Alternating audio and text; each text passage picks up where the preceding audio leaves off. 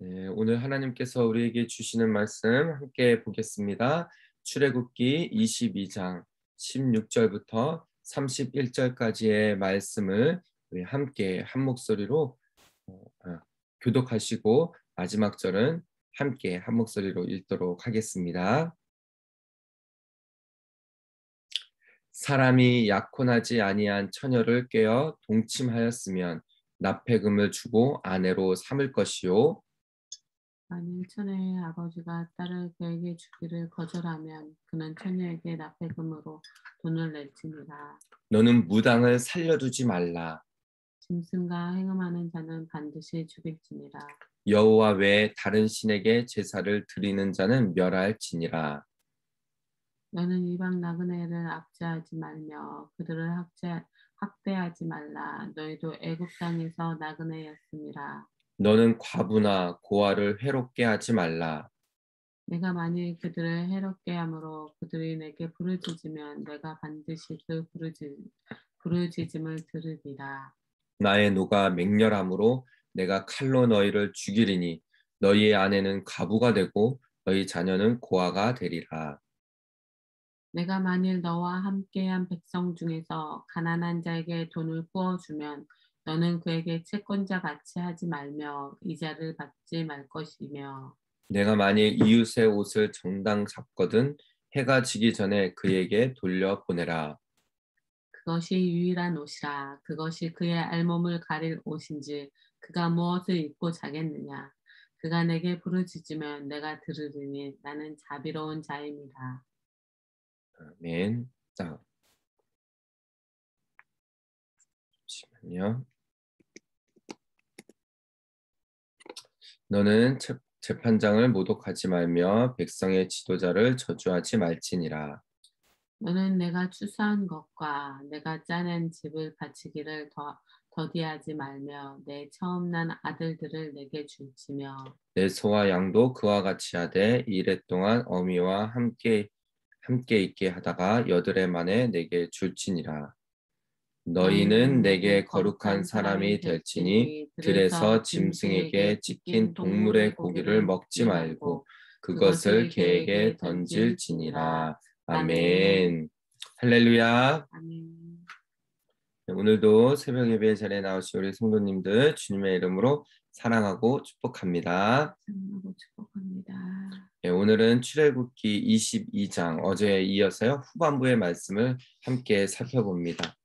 하나님께서는 여러 가지 율법을 이스라엘 백성에게 주어주면서 어떠한 죄를 범하였을 때 그에 해당하는 징벌을 주시고 또 어떻게 배상을 해야 되는지 이런 배상의 원칙에 대해서 말씀하신 뒤에 이제 오늘 본문에서는요 다양한 윤리적이고 또 종교적인 문제 이러한 부분에 대해서 말씀을 하고 계십니다. 특별히 처녀나 나그네 그리고 과부나 고아 이렇게 사회에서 약자에게 대한 그런 보호법을 하나님 말씀하셔요. 오늘 말씀을 보면은 하나님께서는 특별히 이렇게 약자에 대해서 연약한 자들에 대해서 하나님께서는 관심을 가져주시고 또 그들이 어떻게 보호받기를 원하시는지 이러한 부분들을 오늘 본문에 말씀하십니다.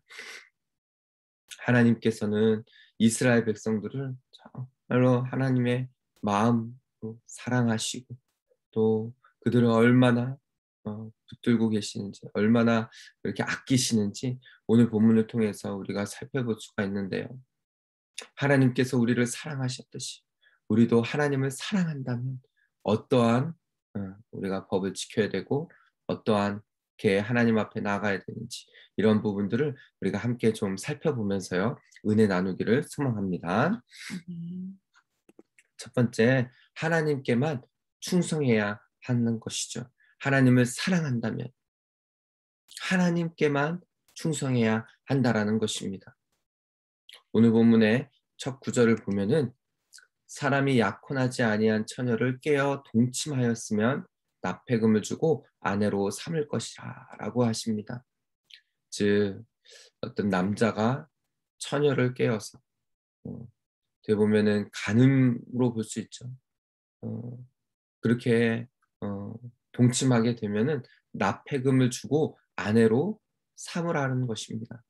이 납폐금이라는 것은 어떻게 보면은 이제 신부 값이라고 볼 수가 있는 것이죠. 그때 당시에 어떤 여자들의 어떤 지위나 여자들이 그냥 어떻게 보면은 남자들의 어, 소유 정도로 여겨지면서 그렇게 어, 남자들의 어떤 그런 취급을 받는 그런 시대였습니다. 그럼에도 불구하고 하나님께서는요, 오늘 이 본문을 보면은 어, 연약한 여인에 대해서 여자들에 대해서 그런 부분들을 어, 깨고 여자들의 어떤 여인들의 존엄성을 지켜주고 하는 것을 볼 수가 있습니다. 그러니까 이 여인의 어떤 음, 부분들을 잘 하나님께서는 음, 돌봐주고 또 이런 부분들을 어, 법으로서 지켜주는 것이죠. 그래서 신부의 값을 주고 아내로 데려오라는 것입니다. 삼으라는 것입니다. 그런데 만일 처녀의 아버지가 딸을 그에게 주기를 거절한다면은 그는 처녀에게 납폐금으로 돈을 내주라는 것이죠.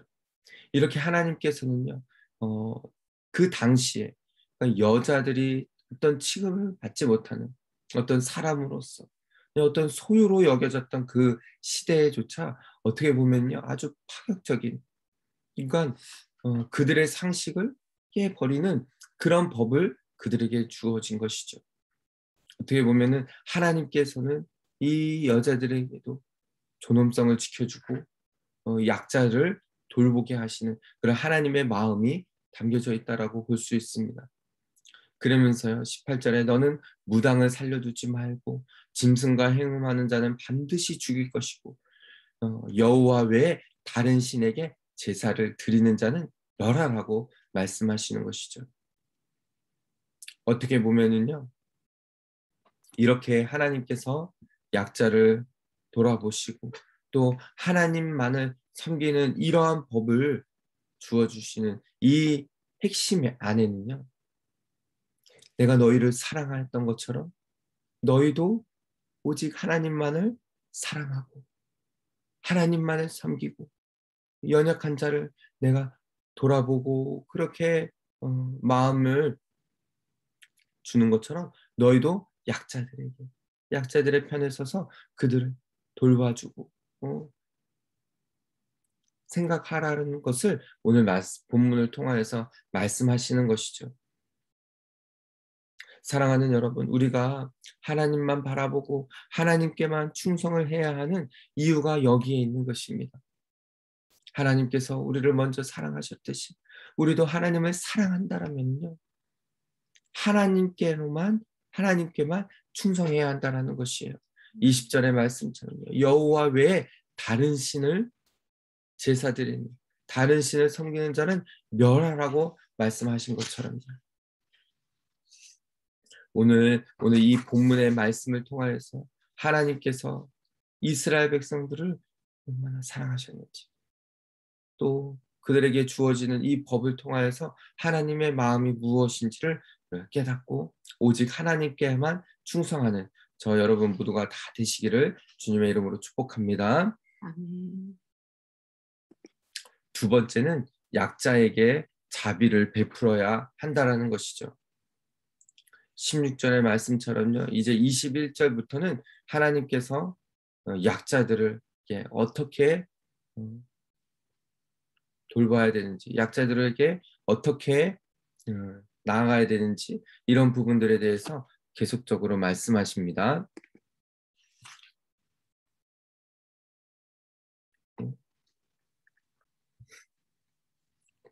잠시만요.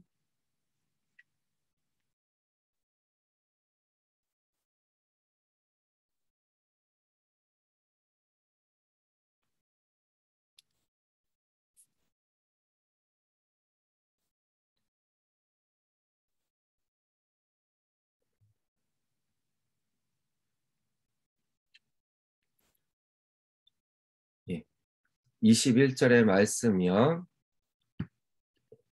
너는 이방 나그네를 압제하지 말며 그들을 학대하지 말라.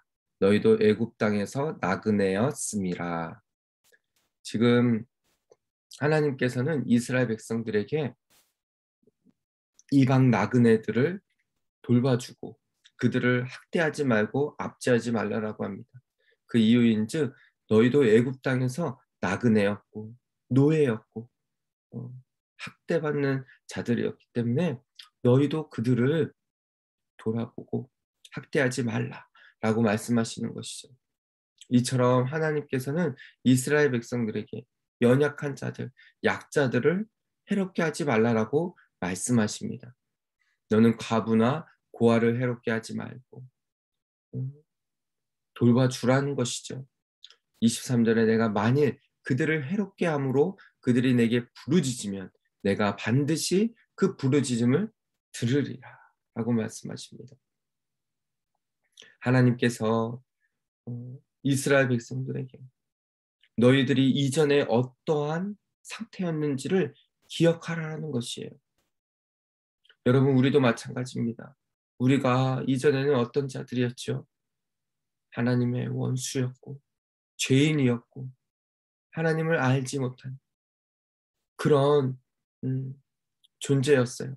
그러나 하나님께서 우리를 찐히 사랑하시고 우리가 원수 되었음에도 불구하고 우리가 하나님을 알지 못했던 그런 상태였을 때에도 죄인이었을 그 상태였을 때에도 하나님께서 먼저 우리를 사랑해 주시고 불러주셨다라는 이 사실을 잊지 말아야 된다는 것이죠.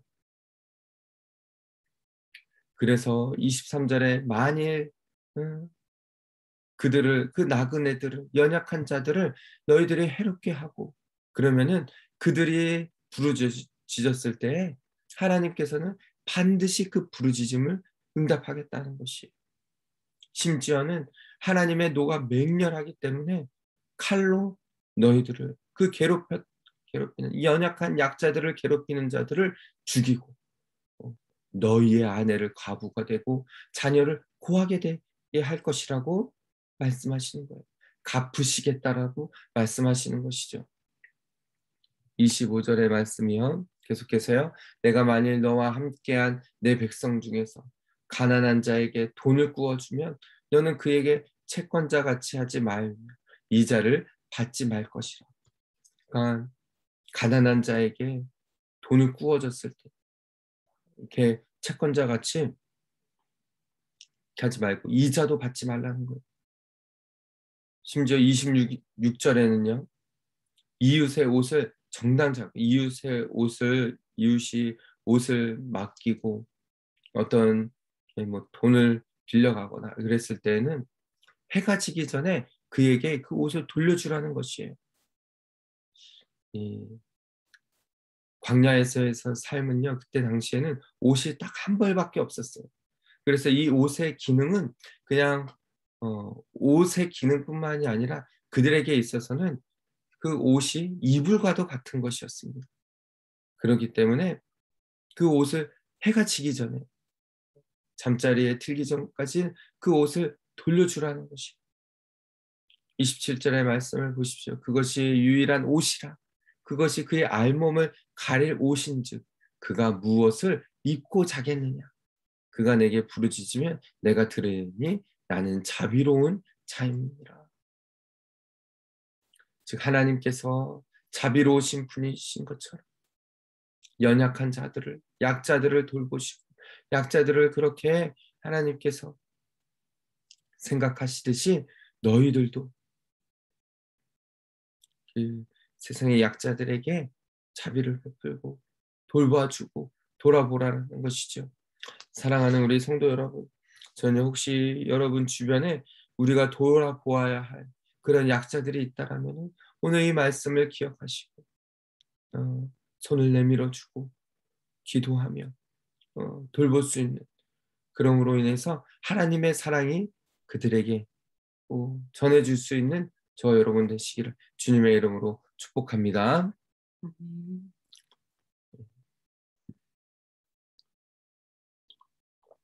마지막 세 번째입니다. 마지막 세 번째는 하나님을 사랑한다면은 우리도 하나님을 즐거이 섬겨야 한다라는 것이에요. 마지막 이 네 구절의 말씀을 보면은 하나님께서는 재판장을 모독하지 말고 백성의 지도자를 저주하지 말라라고 합니다.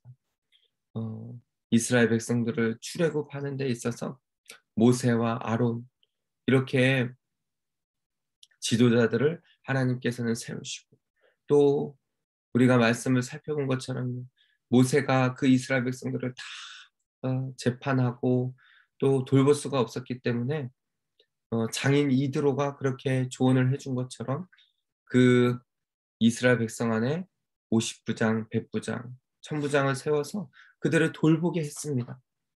그래서 하나님께서는 그들의 지도자들을 저주하지 말라고 하나님께서 세운 자를 저주하지 말고 모독하지 말고 그렇게 섬기라고 말씀하세요. 무슨 뜻인가요? 하나님의 말씀을 어떻게 보면은 저를 위임한 그런 지도자들을 어, 잘 섬길 수 있기를 그렇게 말씀하시는 것이죠. 29절에 너는 내가 추수한 것과 내가 짜낸 집을 바치기를 더디하지 말고 내 처음 난 아들들을 내게 줄지며 라고 하나님께서 말씀하십니다.